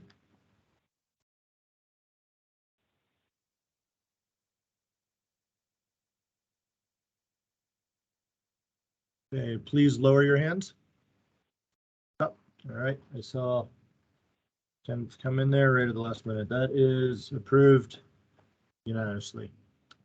Thank you very much. David, I'll make sure that they know nationally that you are now a plumbing expert as well.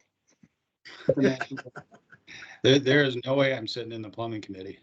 We're gonna have fun with that one. Huh? I'm with you. I listened to the hearing for the all gender restrooms and try to get plumbing engineers and plumbers to talk about that topic. No, it was painful. Yes, I agree. Okay, this item, the next item here on the screen is, I'm sorry, in the agenda, item I, number 22. We're back to the IEBC.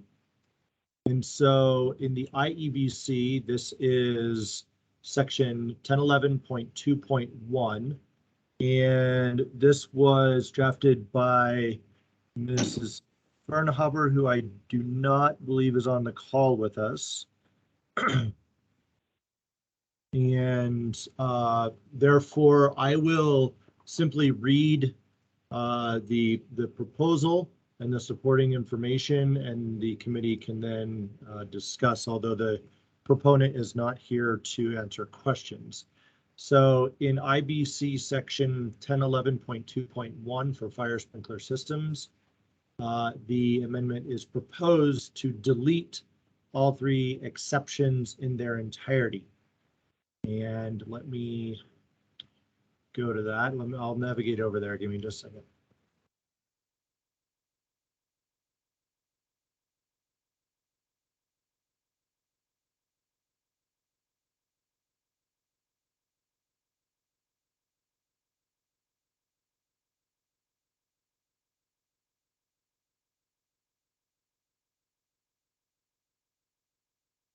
Okay, so keeping in mind that 1011 is the section on change of occupancy, and the information on the screen right now is 1011.2.1. The proposal is to delete all three exceptions to this language. Now, what I would say is I believe there's this amendment would be in correlation with an amendment that passed on the IRC committee that incorporates an entire appendix, I believe, for applying language to existing buildings under the IRC appendix language. And so, to be clear, the language in the IEBC would not be used for what I would call your typical single-family dwellings, two-family dwellings, and IRC townhome units. It would still apply if you had maybe a previous IRC structure that was being converted to a commercial structure. So going back to the proposal for a moment, it is to delete all three exceptions in their entirety.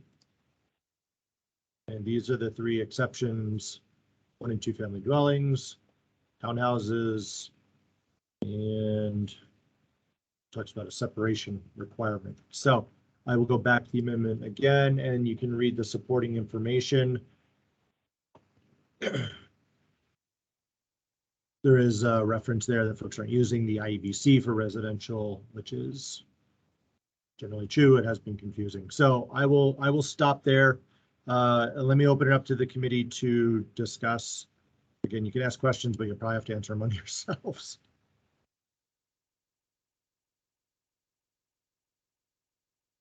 Sorry, Eric, can you put the code back up? Can you see the code now? Yep, thank you.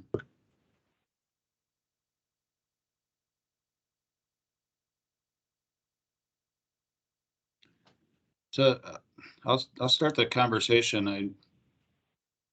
I understand that I don't think these exceptions are really needed here in the existing building code.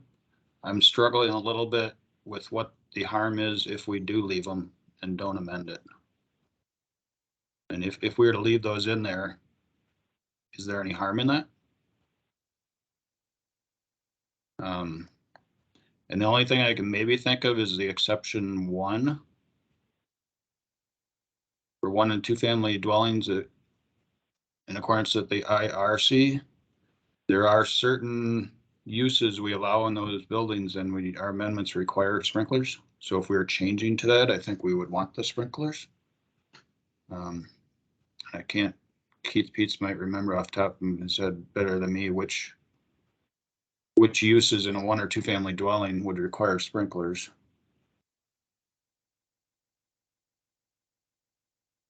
That's just my thoughts. Maybe large daycares, live Yeah. work. Yeah, care facilities, Right. assisted living, yeah, all those. Large I agree congregate with- residences too, I think. Yes. I believe so, yeah. I agree with David. I don't know that leaving them in there hurts anything. So I'll just point out that the proposal is to delete the exceptions, and by keeping the exceptions in, then sprinklers would not be required in those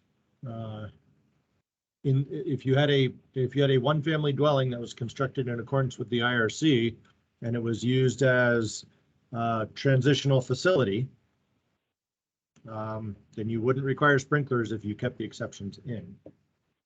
So the recent statement for the change in the 2021 doesn't say a lot. It just says the exceptions to section 1011.21 was for consistency with the allowances for existing buildings in the IRC.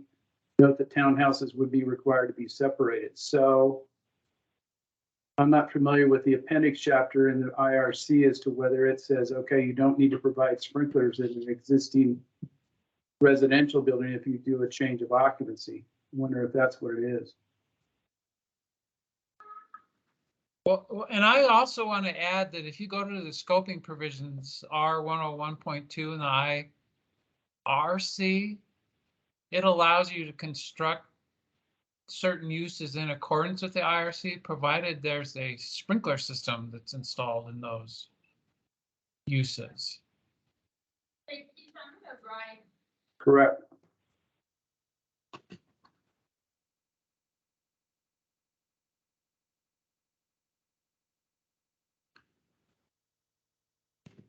Yeah, so maybe it is, maybe it is best to get rid of the exceptions to avoid any conflicts. I mean, you're in the change of occupancy section of the IEBC, so I'm envisioning this would be used if you're going from some building code use currently, converting it to an IRC project. I think if you're doing that, you probably should have to put sprinklers in if that new occupancy requires it, but someone could then argue that this exception 1 gets you out of it. Well, but if I took an existing single family and made it a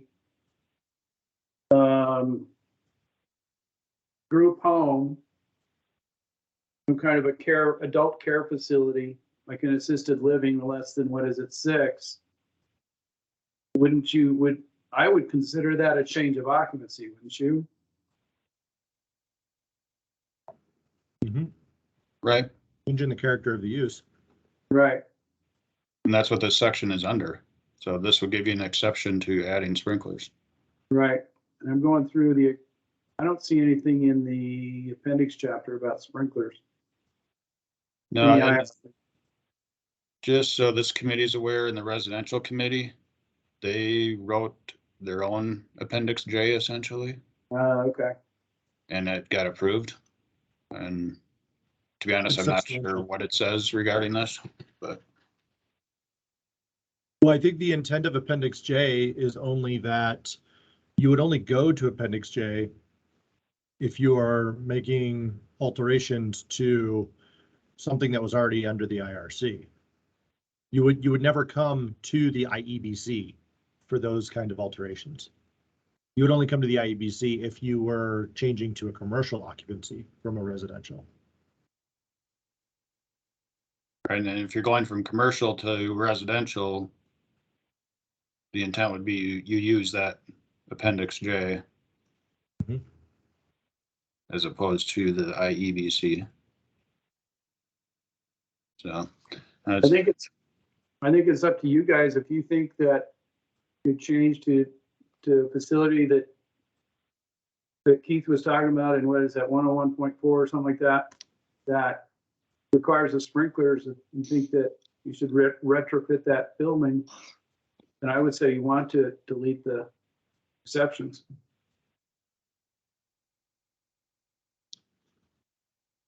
yeah, and I think that new appendix for the residential code would specifically calls that a change of occupancy. And this if we don't delete these exceptions, it might create a conflict with what they did in the residential code. Well, the most restrictive would then apply.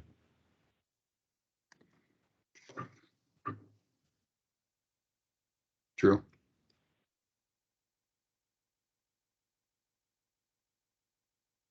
You want a motion? Love a motion. I'll take a chance to say approved as submitted. You convince me. Is there a second? I'll second it. All right, all those in favor of approve as amended to delete the 3 exceptions in IEBC 1011.2.1, please raise your hand.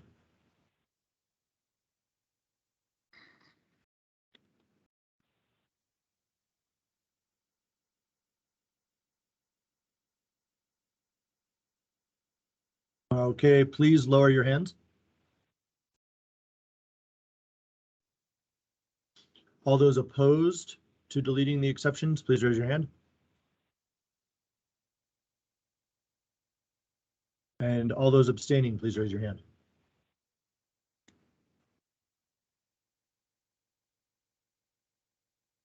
Okay, that's everyone. That motion passes 8-0 to 2. And I believe that will bring us to the last item in our consideration today, number 86, number of elevators. Mr. Carl, this is your proposal. I will point out we have about 7 minutes, so give it your best shot. Perfect. We got Mike Stewart, our elevator manager, online. Go ahead, Mike. Thanks, Tony. So with this amendment, what we're looking to do is Denver Fire responds on multiple elevator entrapments, but also when the elevators are down, people call because disabled people can't get in and out of their apartment. So they call Denver Fire to actually move them in and out of their building. And this is a practice that actually costs the city a ton of money to try to accomplish. So what this amendment will do, will require that all new buildings be built with no fewer than 2 elevators. This will help in making sure that there's always 1 elevator available, which is the second part of the amendment that states new and existing buildings shall maintain a minimum of 1 elevator in service at all times for occupant use or equivalent. Off-site accessible accommodation shall be provided by the ownership by the building management until the elevator is repaired and returned to service. I believe Tony's original write-up said that if they had somebody who, had ADA issues, that's when that would kick in by the building ownership to provide equivalent off-site accommodations. But this is amendment that in the long run will help to make sure that Denver Fire stops responding to calls that are non-emergent that also take a lot of personnel away from true emergencies. Hey, Eric, do you have the more current version that Erica emailed about 4 or 5 days ago? I apologize, I do not. I pulled this one right off our. Let me see if I can email that to you. If you'd like, Tony, it might be more efficient to share your screen. If you'd like to do that. Let me know if you've got it. You can email it to me as well.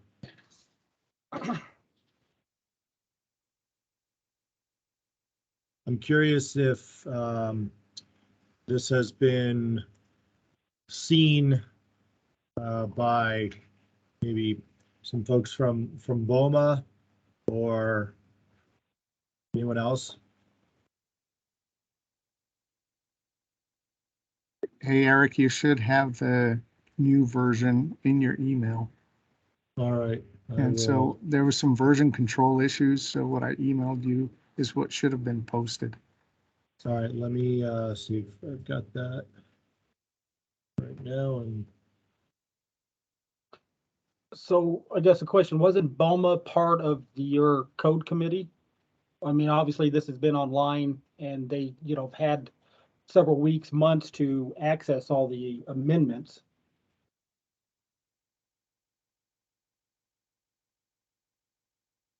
all right, let's see here.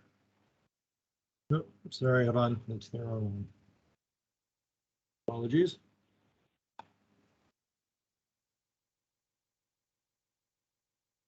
There we go. All right, is the font large enough for folks to read? Can you zoom in a bit more? Yes. Thank you.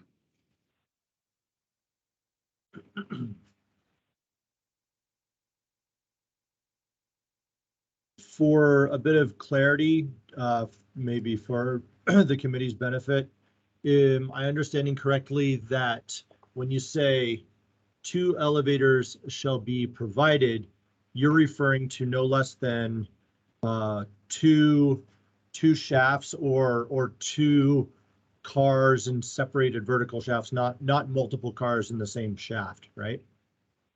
Well, it doesn't matter. They can put 2, you're right. It would be a total of 2 elevators, whether that's a duplex, 2 elevators next to each other, or 2 elevators that are just, within the building on different ends or opposite sides, whatever you want to put it.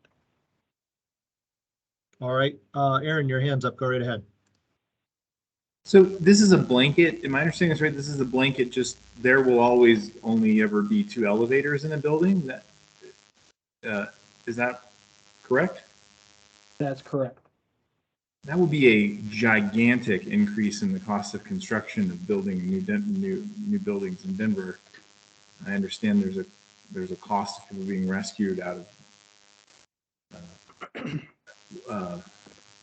It seems that improving the reliability or recouping the cost of rescue of people from elevators or just dealing with this problem, I would suggest is the better route. Requiring 2 elevators in really small buildings where you're just trying to put 1 elevator in there is that's a very high cost. Yeah, that's just a very notable additional requirement. So I guess my question is there another way to address this with the reliability of the elevator, or to recoup the cost whenever someone on upper level is called to be rescued just because an elevator is out? Tony, you want to answer that? Yeah, Aaron, this is an issue we've been dealing with for several years now. And a lot of our buildings that were built in the 60s, many of them have only one cab. And every time there's out, I don't know, fire department wouldn't necessarily consider it an emergency situation, but these tenants have nobody else to call.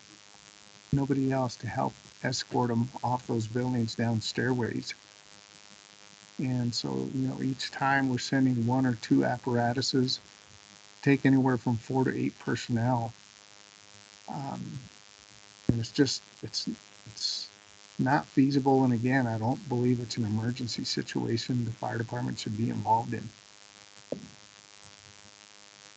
No, I sort of agree that we need to fix that problem. A small building though that only has one elevator, I just think of there's a lot of buildings too. Whenever the building code is approved this summer, new buildings are going to have to comply with it. I mean, there's got to be lots of buildings in the pipe that are being designed right now to have one elevator. I mean, that's the majority of these, small residential buildings, even office buildings. I don't know. It just seems like this is a really big wrench to throw at the issue. And if what you're saying is that it's not an emergency situation, it just seems like there's got to be another way to deal with this than just blanket requiring 2 elevators. With a lot of these buildings where we currently have one, either they're not planning on doing any sort of an alteration because it's expensive, right? Or if they do, the elevator is still going to be down for 6 to 10 weeks, which is a long time to ask handicapped people to wait to get in and out of their building. So that's where the second piece comes in, to where ownership would have to provide equivalent offsite accommodations. What's also you see happening a lot of times is they'll take an existing building that has one and they turn it into like a nursing home or something of that effect, or they have, or a place where they're having at-risk individuals moving into with one elevator. And a lot of these times these elevators are old, parts are not available, they break down quite often, so they're out of service quite often. And again, it becomes taxing on the fire department to respond to these, as Tony says, non-emergent stuff, calls. But as he said, fire department's really kind of the only game in town that's capable of trying to help these individuals, but it's not something that's sustainable. Aaron, you're on mute. Aaron, you're on mute. Sorry. I was just saying, in support of the second sentence, I totally agree that that it shall be required to be in use at all times, and you will have to provide accommodations if you don't, if you aren't able to provide that, and to put some responsibility back to the building owner. It makes total sense. It's just the first part of just blanket requiring 2 that just seems extreme. Okay, Mr. Thomas, you're up. Speaking in big time opposition, I'm going to meet to what Aaron said. This is a huge increase in construction without any real, in my opinion, justification. This is going to essentially reduce the amount of accessibility that you're going to see in residential occupancies, where we have residential occupancies that they put one elevator into, say, a 3 or 4-story apartment building that they got to put 2 in. I guarantee you the owner will say that I'm not going to put in any elevators, and therefore you will not have any type A or type B units above the 1st story. And so this is actually going to reduce the amount of accessibility in a building. Secondly, I don't know what an ADA occupant is. I just don't know what that is, and how do you enforce that? As well as, I don't think operations of a building and what an owner should do if the elevator goes down belongs in the building code. So I'm going to vote in opposition to this. Thank you, Mr. Thomas. Yvette, you're up. And the solution is really unclear as far as providing an equivalent offsite accommodation. So what does that mean? Would that be something that would also be required to meet some sort of IBC requirement, any codes? And I think it's a valid concern to bring up and try to find some sort of solution for it.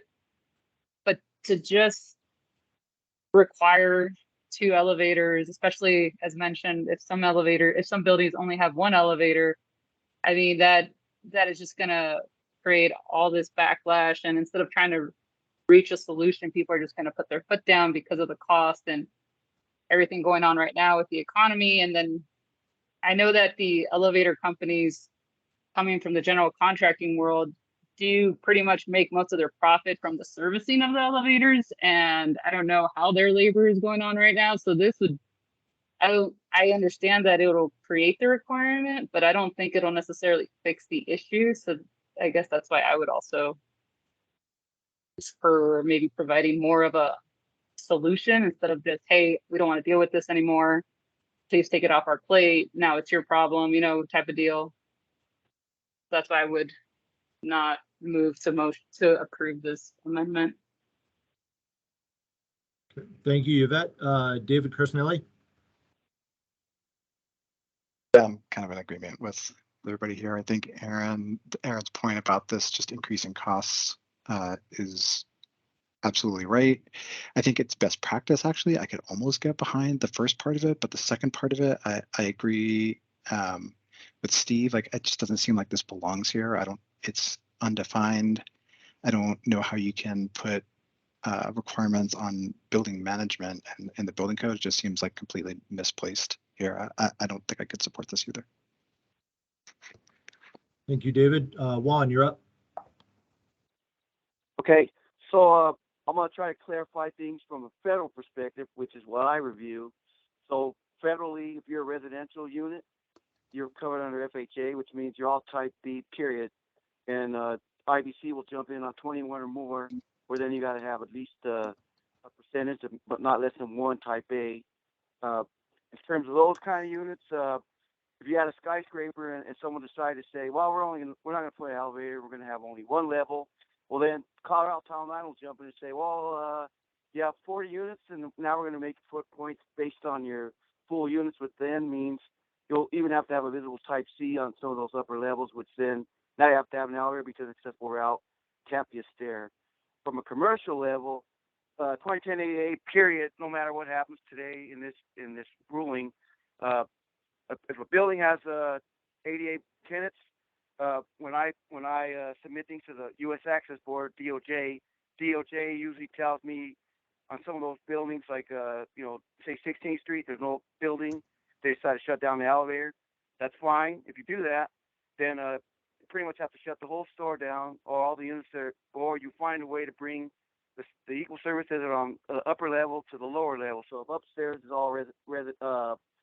all dining, food, and such for those kind of businesses, you'll have to shut those guys down or bring them down to the first level. And that's just what will happen from a Fed standpoint. No, I'm not even talking about building code. Just thought I'd throw that out there. All right. Thank you, Juan. Mr. Thomas. You're welcome.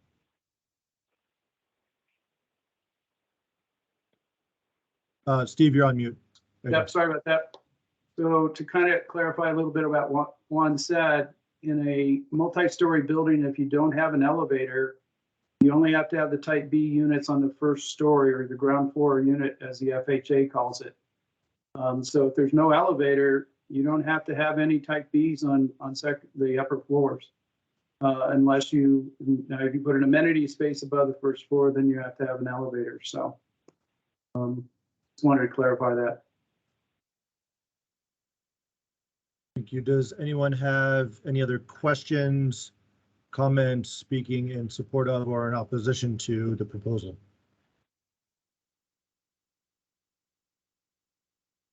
Mr. Thomas.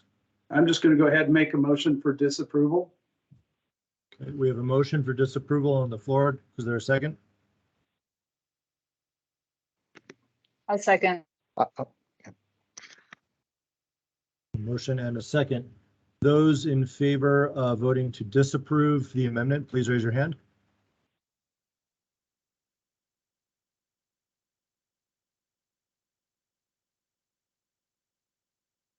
Okay, please lower your hands.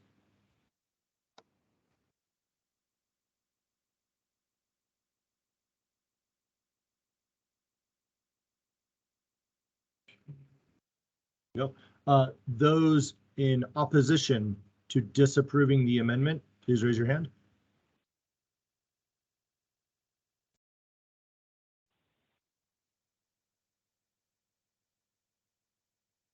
Okay, please you lower your hands. And anyone abstaining, please raise your hand.